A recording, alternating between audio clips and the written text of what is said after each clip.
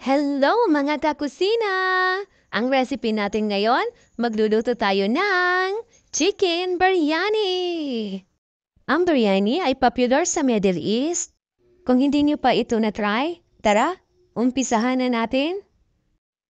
At dito sa ating frying pan, maglagay lang tayo ng mantika at kapag mainit na, lagay na natin ang onion.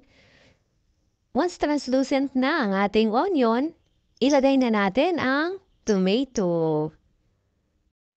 Nabili ko lang pala online ang mga sangkap nito, pati na ang basmati rice. First time ko magluto ng chicken biryani at first time din makatikim. Iba kasi ang panlasa nating mga Pinoy. At pwede na natin ilagay ang chicken.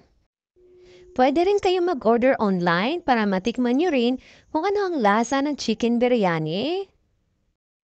Napakaraming spices ng chicken biryani. Isa na rito, ang turmeric powder,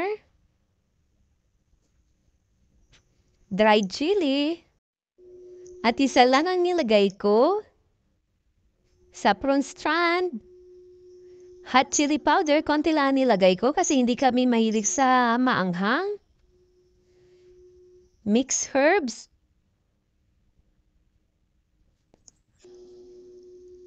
whole spices, dahon ng laurel, at paminta. At ang pinakahuli, biryani spice. Ayan, at i-mix-mix lang natin ng mabuti para maghalo lahat ng mga sangkap. At may kakaibang aroma ang biryani.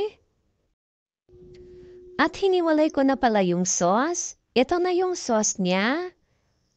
At ilagay na natin ang basmati rice.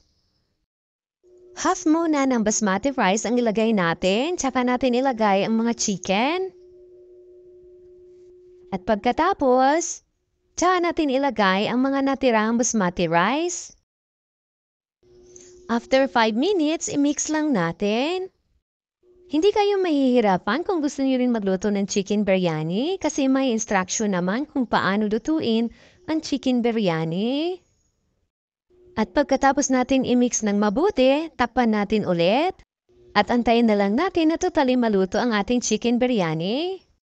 Kung nagustuhan niyo ang ating recipe, maaari bang makatanggap ng isang like o heart man lang at mag-comment ng ang sarap ng chicken biryani?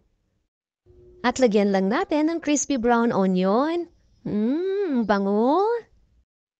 Para sa akin, nagustuhan ko talaga ang lasa ng chicken biryani. Gusto ko nga magluto ulit pag may special occasion kasi masarap talaga siya.